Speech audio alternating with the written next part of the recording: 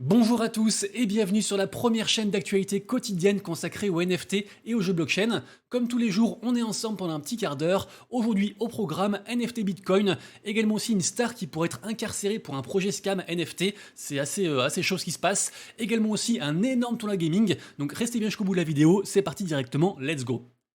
Évidemment, comme toujours, merci beaucoup à tous pour votre soutien. La chaîne est en train de bien step up actuellement, donc je suis très content. Donc merci pour la force dans les commentaires, pour les abonnements, pour les pouces en l'air, ça fait super plaisir. Et aujourd'hui, je voulais commencer par le drama autour de la star mondiale de basketball Shaquille O'Neal, parce qu'il y a deux choses. Rappelez-vous, j'en ai parlé il y a environ, je crois, un mois, parce qu'en gros, Shaquille O'Neal a un petit peu trempé dans des affaires sombres par rapport à FTX, en mode un petit peu coup de promotion lance-pierre, un peu bizarre. Également aussi, il avait pas mal mis en avant un projet NFT qui a complètement rug depuis. C'est le projet NFT Astral, des sortes de singes avec des ballons de basket. Donc pour le coup, ça collait du coup à son image. Et c'est vrai qu'en fait, il y avait déjà eu un dépôt de plainte par rapport à cette histoire, mais le dépôt de plainte était assez léger. C'était un petit peu en mode, il s'est passé un projet NFT, le projet a rug, telle personne en a fait la promotion, c'est pas normal, on demande des comptes. Et souvent, en fait, ce que font les stars dans ces cas-là, c'est qu'ils disent que, en fait, ils ont été mis en relation avec le projet par leur agent, qu'ils sont pas trop au courant de ce qui se passe. Lui, il pensait que c'était genre une image sympa de singe qui resserrait le lien avec la commune, un truc comme ça. Et après, du coup, ça s'arrête un peu là parce que c'est compliqué, entre guillemets, d'imputer une responsabilité complète à une star quand il connaît pas vraiment le projet et qu'en en fait, il deal avec des partenaires tous les jours. Sauf que là où l'histoire aurait pu s'arrêter sur une simple amende, comme ça a déjà été le cas pour pas mal de stars, et ben en fait, il s'avère que Shaquille O'Neal est beaucoup plus impliqué que ce qu'il laissait penser. En effet, la plainte a été modifiée, elle est désormais 2 fois plus complète que l'original, avec notamment aussi plein d'historiques de conversations, de messages Twitter et plein de trucs en fait qui ont été supprimés et qui ont été retrouvés. Et ça, une fois on m'en avait parlé, apparemment en fait on peut trouver des sortes d'aspirateurs de Twitter, aspirer tout le contenu d'une personne, et si un jour genre il supprime un truc, en fait on peut quand même le retrouver parce qu'on avait aspiré du coup son contenu avant. Donc là c'est un peu ce qui s'est passé, et autant vous dire que Shaquille O'Neal est quand même grave dans la merde, donc ça pourrait vraiment avoir des grosses répercussions sur entre guillemets l'impact en fait de soutenir un projet NFT au hasard, qui en plus du coup est un projet de merde, et ça pourrait aussi donner une grosse leçon. Donc je suis désolé pour Shaquille O'Neal, mais ça pourrait vraiment donner une grosse leçon mondiale en fait sur le fait qu'il faut arrêter de promouvoir des projets scammy. On continue ensuite avec une super nouvelle au niveau adoption de masse, puisque en effet, on a donc Grab, qui est une super application de covoiturage populaire en Asie du Sud-Est, qui vient d'intégrer en fait des services Web3. Donc les utilisateurs peuvent désormais créer un portefeuille Web3, gagner des récompenses basées sur la blockchain, comme des NFT, et bien plus encore sur la plateforme. Donc incroyable, une fois de plus, tout ce qui est Asie, ils sont grave en avance par rapport à nous, et j'aimerais beaucoup que l'Europe en prenne de la graine. Info suivante, rappelez-vous, j'en ai parlé hier ou avant-hier, c'était très récent. Ici, on se trouve sur le site officiel de la collection NFT de Yuga Labs qu'ils ont fait sur Ordinal, sur Bitcoin. Yuga Labs, bien sûr, évidemment, c'est ceux qui sont derrière, entre autres, la fameuse collection des Bored Ape Yacht Club, les singes NFT dont tout le monde parle. C'est le plus gros truc, le plus gros groupe NFT. Et donc, ils ont fait cette collection 12 Fold sur Ordinals. Ils ont également dit qu'ils feraient en fait des puzzles toutes les semaines, tous les mardis, jusqu'en novembre, et que ceux qui résolvaient le puzzle, et ben en fait, ils auraient des récompenses. Et ben figurez-vous qu'il n'aura pas fallu plus de 24 heures pour que quelqu'un en fait résolve le premier puzzle. Donc c'est monsieur du coup J-Top4 et qui est le constructeur et destructeur de puzzles, qui a résolu donc le premier puzzle et il a empoché la somme de 0,12 Bitcoin. Donc assez incroyable. Du coup, bah, si vous êtes fort en puzzle, mardi prochain, dès que ça sort, vous planchez dessus. Et peut-être aussi que vous gagnerez vous aussi 0,12 Bitcoin qui correspondent à 4000 $ au cours actuel. Et puisqu'on parlait de Yuga Labs, laissez-moi vous parler de TenKTF, la boîte qu'ils ont rachetée. C'est une énorme nouvelle. Alors, elle n'a pas du tout été plébiscitée, parce qu'en fait, tout le monde s'en fout, parce qu'en fait, personne comprend le truc, à part ceux qui sont dedans. Mais laissez-moi vous expliquer, TenKTF, c'est vraiment une très grosse boîte. Pour la faire courte, les gens peuvent faire des quêtes quotidiennement sur le site. Il faut au moins un G-tag pour faire les quêtes. Les G-tags, c'est le NFT, on va dire, principal de la collection. Actuellement, le floor price, il est à 0,2 ETH. Et en fait, il y a eu une promesse de Yuga Labs, il y a déjà plusieurs mois. C'était qu'en fait, ces NFT G-tags vont devenir la prochaine collection NFT PFP officielle de Yuga Labs. Quand je dis PFP, c'est image de profil, donc une collection jolie qu'on peut arborer entre guillemets sur Twitter. Le truc, c'est que là, on a l'annonce qui vient de tomber. Donc en fait, les gens qui font les quêtes, ils gagnent du popcorn, des sortes de NFT popcorn si vous voulez. Il y a différentes sortes. Donc on vient d'apprendre que suivant la sorte, ça correspondra au type de NFT de cette PFP, de cette future collection. Et également aussi que plus il y a de popcorn sur un G-tag, plus du coup le NFT sera rare. Ce qui veut dire qu'on va commencer à avoir, je pense, de grosses disparités, parce que ceux-là qui sont au floor price à 0,2 ETH, j'imagine, je suis pas allé vérifier, mais j'imagine que c'est pas des NFT avec lesquels les gens en fait font les quêtes. Donc il y a zéro popcorn dessus, du coup il y a moins d'intérêt. Donc là je pense que le floor price devrait un petit peu s'étendre en fait entre ceux qui ont beaucoup de popcorn et ceux qu'on n'a pas beaucoup. Juste pour finir, moi je ne fais pas les quêtes, mais c'est forcément une collection à laquelle il faut s'intéresser et j'essaierai d'en choper quand ils sortiront, un truc un petit peu rare je pense, dès que c'est possible en fait de les fusionner, sachant que certains disent aussi qu'on pourra fusionner plusieurs G-tags entre eux, ce qui du coup permettrait de fusionner aussi plusieurs popcorn j'imagine, donc il y a encore quelques incertitudes, mais c'est vraiment un truc qu'il faut surveiller impérativement. Parlons ensuite du célèbre influenceur NFT God qui ne va plus s'appeler NFT God. Alors ce mec, pourquoi j'en parle? C'est pas du tout un random, c'est vraiment une personne très influente. Il lui est arrivé plein de dingueries dans sa vie. Dernièrement, j'en avais parlé, je crois, semaine dernière, parce qu'en gros, il s'était fait hacker, je crois, 100 000 balles, un truc comme ça, de NFT. Et puis en fait, l'équipe de sécurité de Binance lui a retrouvé du coup de l'argent. Bref, il lui arrive plein de trucs à ce mec. Il est très influent. Regardez la preuve, hein, il fait un post ici. Le post date de hier, de 2 jours, et il a fait déjà 700 000 vues. Donc évidemment, c'est quelqu'un que les gens observent attentivement. Et donc là, il nous apprend qu'en fait, il va faire un rebranding total. Il va du coup faire plein de boîtes. Il va s'étendre de plus en plus. Il va changer de nom. Donc maintenant, il va s'appeler comme son vrai nom en fait. Donc il s'est aussi doxé par la même occasion. Donc il s'appelle Alex Finn. Donc renseignez-vous sur ce mec parce que si ce mec en fait sort un projet NFT, un projet Web3, a priori, ça devrait marcher parce que au moins il a la hype en fait qui est liée à sa propre personne.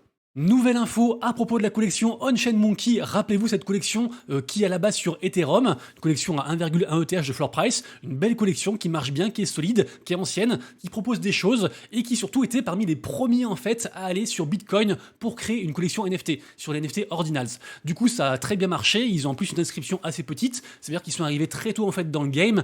Parce qu'en fait, quand les inscriptions NFT sur Ordinals, le fait de créer NFT, quand ça s'est arrivé en fait, et bah c'était par ordre chronologique, entre guillemets. Donc le premier du coup c'est le numéro 1, ainsi de suite comme ça. Et donc eux du coup ils ont une petite inscription, donc c'est un truc, un gage de rareté. Et en fait là, grosse dinguerie, ils ont fait un vote avec leur commu et ils vont carrément passer l'ensemble de tous leurs NFT sur Bitcoin. Donc ils seront plus du tout présents sur Ethereum, ce qui est assez fou parce que Ethereum ça reste quand même la blockchain principale au niveau NFT. Mais voilà, la commu était vraiment d'accord, tout le monde était super chaud. Je crois qu'ils ont recueilli 99% de suffrages, enfin de votes, pour du coup cette proposition. Donc assez incroyable. Et ce qui est encore plus incroyable, c'est que ça va coûter $1 million pour faire du coup la transition, du coup à la commu, à la DAO en fait qui gère du coup l'argent de la collection. Donc c'est assez fou ce qui se passe. Je pense vraiment que ça pourrait être le prochain bout de chip côté NFT Ordinals. Donc vraiment à suivre. Ils sont très en avance. C'était les premiers aussi à utiliser la technologie des NFT récursifs sur Ordinals. Donc voilà, On-Chain Monkey, ça sent bon pour la suite. Et d'ailleurs, en parlant aussi de NFT Ordinals, alors c'est terminé, mais comme quoi ça arrive à n'importe quel compte, on a eu un compte hacké sur Twitter, le compte de Ordinals Wallet, donc qui est du coup un wallet sur Ordinals comme son nom l'indique. Donc faites toujours très attention à vous. Pour le coup là c'est rentré dans l'ordre, mais voilà, même les plus gros comptes ne sont pas à l'abri. Donc faites toujours très attention, vérifiez les infos sur Discord, sur Twitter, demandez à la commu, etc. Soyez très très vigilants.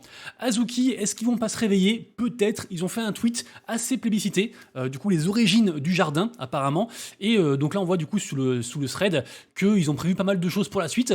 Alors pour l'instant la collection n'a pas bougé par rapport à l'annonce, on est toujours à 4,1 ETH de floor price. Je vous rappelle que la collection était à 10 ETH il y a environ 3 semaines, un mois, et qu'elle a beaucoup baissé suite à leur seconde collection, les Azuki Elemental, qui était un gros flop. Donc pour l'instant toujours très compliqué niveau Azuki, mais il semblerait qu'ils vont proposer des choses très bientôt, donc à surveiller. Évidemment ça reste quand même une collection emblématique. Et d'ailleurs, en parlant de Azuki, on va parler d'un de leurs plus fervents défenseurs en la personne de Well.Swoosh. C'est un mec en fait qui est dans le programme de créateur de contenu qui est lié à Azuki, donc il est aussi rémunéré en fait pour faire du contenu par rapport à Azuki. Il est très présent sur les réseaux, il est très connu pour ses threads qui sont vraiment de qualité incroyable, et en fait c'est un fédérateur de commu, donc franchement trop cool. Et regardez-moi ça, il avait annoncé en fait son arrivée en tant qu'ambassadeur chez NFT Inspect il y a pas si longtemps que ça, qui est déjà un très gros truc, une très grosse boîte, et là du coup il a annoncé qu'il était aussi ambassadeur de Mochaverse. Mochaverse, la fameuse collection NFT de chez Animoca Brands, le gros fonds d'investissement hongkongais. Donc on verra comment ça se passe. Pour l'instant, les NFT, ils sont actuellement à un floor price de 0,6 ETH. Là, on se trouve sur le site directement de Mochaverse avec leur propre marketplace, mais c'est aussi dispo sur OpenSea, Blur, etc. Et en tout cas, voilà, ça présage du bon pour la suite. Donc moi, en plus, je suis holder, donc très content.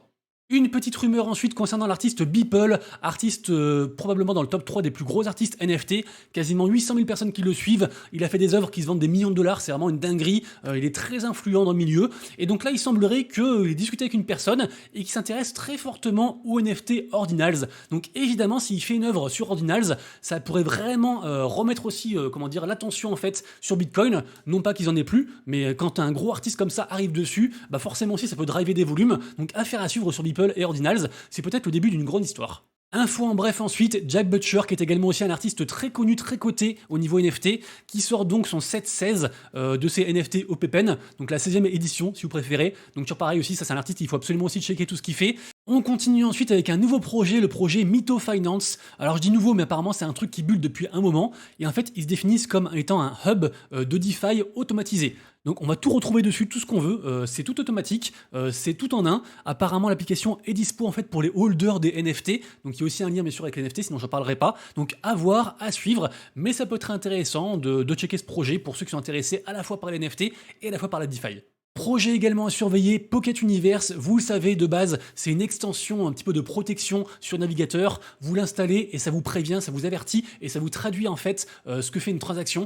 Par exemple, je sais pas si c'est juste une signature par rapport à un site ou alors si c'est une transaction en mode vous allez du coup envoyer tout votre wallet en entier à une personne et donc faut pas le faire. Donc très intéressant, très pratique, beaucoup de gens l'utilisent et en fait là ils ont annoncé l'arrivée prochaine de leur propre wallet, le Pocket Universe Wallet. Ils ont aussi une version payante de leur solution dont je parler là, l'extension, même si moi j'utilise la version gratuite. Et sachez que ceux qui ont la version payante auront du coup un early access par rapport à ce nouveau wallet. Peut-être que ça va se traduire aussi sous forme de NFT pour avoir accès à ce wallet, on verra. Mais en tous les cas, je pense que Pocket Universe, c'est un projet montant, un projet intéressant et qui répond à une vraie demande, à une vraie problématique Web3. Rapidement également, pour les fans de moto, sachez que Ducati va faire une collection NFT. Il y aura 5000 NFT qui vont coûter 100 $ chacun et ce sera sur la blockchain XRP. Intéressant. Après, bien sûr, on prend un peu de recul. Il y a quasiment aucune boîte Web 2 qui me performe dans le Web 3, mais ça reste quand même intéressant de checker ce genre de projet. Et alors là, si vous êtes fan de moto, mais en plus aussi de vin, c'est encore mieux pour vous, puisque en effet, le célèbre château Smith au Lafitte, donc vin de luxe évidemment, va faire une collection NFT le 14 septembre en partenariat avec Interstellar. Rappelez-vous, Interstellar, j'en parle régulièrement, c'est plus ou moins la boîte qui bosse avec Wine Bottle, un projet qui lie en fait le monde du vin et le monde des NFT, très intéressant comme projet. Donc là, de ce que je comprends, il y aura 90 NFT qui correspondent à 90 Magnum en édition limitée, ça va coûter 900 € TTC chacun, et après en fait, les gens qui ont les NFT, ils peuvent l'échanger quand ils veulent contre une bouteille s'ils le souhaitent. Et sinon, en fait, les gens vont garder la bouteille pour vous tant que vous réclamez pas la bouteille.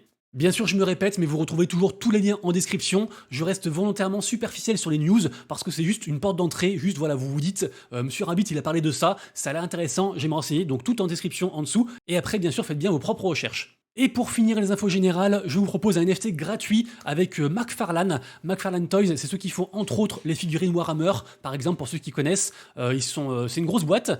Côté digital, ils font quand même pas mal de choses intéressantes aussi. Et donc là, en fait, les gens qui vont connecter leur wallet avant le 15 septembre vont recevoir du coup un NFT gratuit, Batman. D'ailleurs, c'est bien sûr la licence officielle. Donc ça reste intéressant. C'est pas forcément un NFT qui coûtera des millions, mais ça reste un NFT gratuit sur une belle licence, sur un joli projet. Deuxième partie de la vidéo, la partie blockchain gaming, et on commence directement avec l'énorme projet Rec League, qui est donc, je vous le rappelle, un partenariat entre Animoca Brains, Yuga Labs et le studio de jeux vidéo N-Way. C'est donc un gros projet, c'est un jeu sur mobile, on incarne un mecha, on se met sur la gueule, chaque mecha est composé de 10 NFT. Pour l'instant, la hype est plutôt absente. Je vous rappelle que le jeu sort pour tout le monde le 12 septembre de tête, donc dans 4 jours. Actuellement, le floor price c'est 0,038 ETH, il y a différentes raretés et donc aussi différents prix, mais c'est très peu cher par rapport au prix du mint. Le prix du mint c'était genre quasiment 0,15 ETH. En tout cas là du coup grosse annonce, j'en avais parlé. Demain il y aura un énorme tournoi avec plein d'influenceurs, de fondateurs en fait de Commu Web 3, notamment le fondateur des Sappy Seals, le fondateur aussi de The Gods. Il y aura aussi, enfin vous irez voir les 8 qui sont sélectionnés, mais c'est vraiment des gens très influents. Donc peut-être que si le tournoi c'est une dinguerie et que vraiment il y a beaucoup d'entertainment avec, je vous rappelle aussi il y a pas mal de lots. Donc dans tous les cas, ils vont tous repartir avec plein de NFT pour leur commu. Donc après, à voir si leur commu va dumper les NFT, à voir comment ils vont les donner, etc. et tout. Mais je pense que ça pourrait être une jolie fenêtre d'ouverture sur ce projet. Donc à voir. Ce sera donc en direct dès demain sur YouTube et sur Twitch. Donc affaire à suivre, affaire à checker. Soyez vigilants ensuite sur le projet Photo Finish Game sur Solana, puisque le projet pour l'instant il cartonne. C'est un peu une sorte de jeu en fait de play to earn qui est basé sur des chevaux dans la vraie vie qui concourent entre eux et après on gagne de l'argent par rapport à ça. Ça marche très très bien à l'heure actuelle. Le floor price des NFT c'est quelque chose comme 22 sols, je crois un truc comme ça. Ça a explosé, mais quand même méfiance. Moi ça me fait beaucoup penser au début de Pegaxi pour les anciens qui se rappellent de ça. Notamment aussi quand je vois en fait des influenceurs chiller le projet, comme par exemple Sub Big Brain qui dit qu'en gros voilà on lui a fait des offres pour des genre pour 1 million de tokens Derby, environ 12 000 balles pour ces chevaux, mais ça me semble un petit peu ponziesque. Après, bien sûr, dans la vidéo, je reste neutre, j'ai pas envie de vous influencer, mais faites quand même attention par rapport à ce projet qui marche très bien, mais qui pourrait marcher moins bien assez rapidement aussi, donc vigilance. NFT Inspect qui fait également aussi un partenariat avec la blockchain Ronin, donc la sidechain du jeu Axie Infinity. NFT Inspect, ils sont vraiment de partout, c'est assez cool, et du coup NFT Inspect, en fait, il y a une grosse base en fait de données sur tout ce qui est aussi influence réseau par rapport au NFT, c'est très intéressant, qui se concentre également aussi sur le côté gaming, donc vraiment une boîte aussi à surveiller, et allez faire un tour sur le site, vous allez apprendre pas mal de choses. Cradles, n'oublie pas que ça sortira du coup pour la public bêta le 10 septembre, donc dans 2 jours. Pourquoi je vous en parle? En fait, demain il n'y a pas de vidéo, je vous l'ai dit, je suis pas là ce week-end. Demain il y a une vidéo qui sort sur ma chaîne sur un tuto, en fait, un guide sur Legends of the Mara, l'énorme projet en fait de Yuga Labs qui devrait sortir du coup ce mois-ci, donc vous aurez quand même une vidéo, et après on se retrouvera lundi. Donc Cradles, gros projet MMO, un petit peu en mode préhistorique, beaucoup d'attentes, donc on verra comment ça se passe. Ensuite on parle de Planetarium. Planetarium, en fait, c'est une boîte de jeux vidéo qui a fait en fait le gros succès Nine Chronicles, qui a beaucoup marché, et en fait là ils ont annoncé 2 prochains jeux, donc le jeu du coup Verse 8 et Immortal Rising 2, voilà, donc juste gardez les noms en tête, et quand ça sort, essayez peut-être de checker un petit peu ce qui se passe, ça pourrait être intéressant, ils ont tout ce qu'il faut pour faire, pour faire des gros jeux, donc vraiment à suivre. Et également aussi, pour finir sur le côté gaming, je fais un giveaway en partenariat avec Lootrush. Lootrush, c'est c'est un site en fait qui vous permet de louer des NFT qui peuvent des fois coûter très cher, donc pas besoin du coup d'acheter, vous louez les NFT, ça coûte du coup un petit pourcentage par jour en gros, et après vous pouvez jouer avec le NFT comme vous le souhaitez, donc c'est un truc un peu pour donner accès à plus de jeux à moindre coût. Donc là du coup on vous offre $100 de NFT Cross Edges et Crypto Unicorns, il y a juste du coup à like, RT, follow, taguer 3 amis, et également aussi créer un compte Lootrush, c'est gratuit, et en plus ça soutient la chaîne parce que ça me file 5 balles si jamais un jour vous louez un NFT. Si vous louez rien, du coup ça me rapporte rien, mais voilà, au cas où, vous avez toutes les infos, tirage au sort lundi.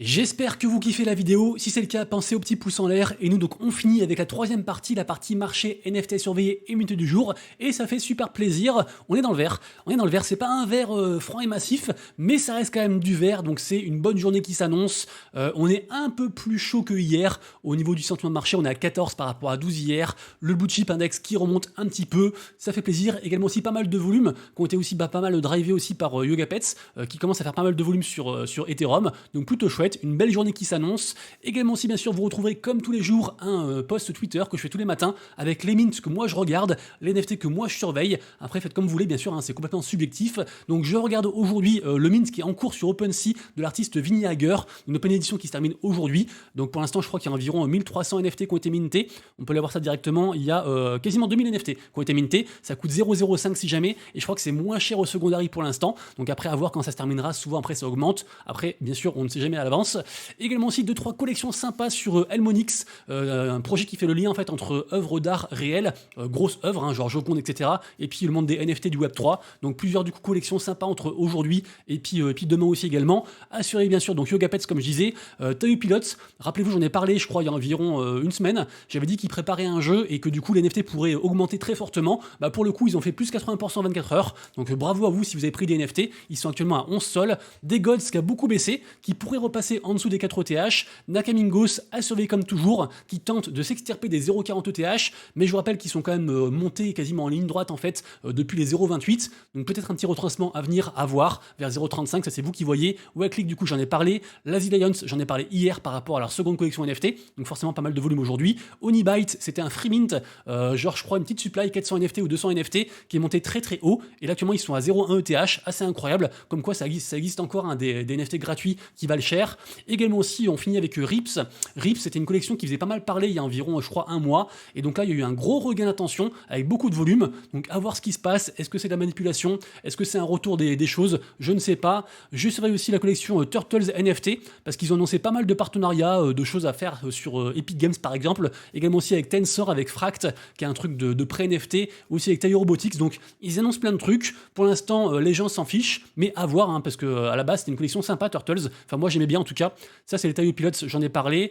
Et également aussi la collection de Justin Bieber, sa chanson Compagnie, qui a été NFTisée, dont j'ai parlé, je crois, une ou deux fois sur les vidéos, qui marche bien, parce qu'au final, ça a été sold out. Donc voilà, après, là, c'est retourné quand même au niveau du floor price, parce que je crois que ça s'est vendu genre 0,012 ou 0,015, un truc comme ça. Donc ça n'a pas non plus explosé, mais en tout cas, le mint en tant que tel a été un succès, et tout a été vendu très très rapidement. Donc voilà, plutôt cool. Et puis, je crois que c'est tout pour aujourd'hui. Ah non, aussi vérifier sur la plateforme Vivi Digital, il y a des mints intéressants, notamment demain, il y a une Lambo. Donc When Lambo, et bah demain, pour ceux que ça intéresse. Les amis, du coup, passez tous un excellent week-end. On se retrouve donc demain pour la vidéo tuto sur Legends of the Mara, et puis sinon lundi pour les actus. Prenez soin de vous, de vos proches et de vos wallets. Des bisous, ciao.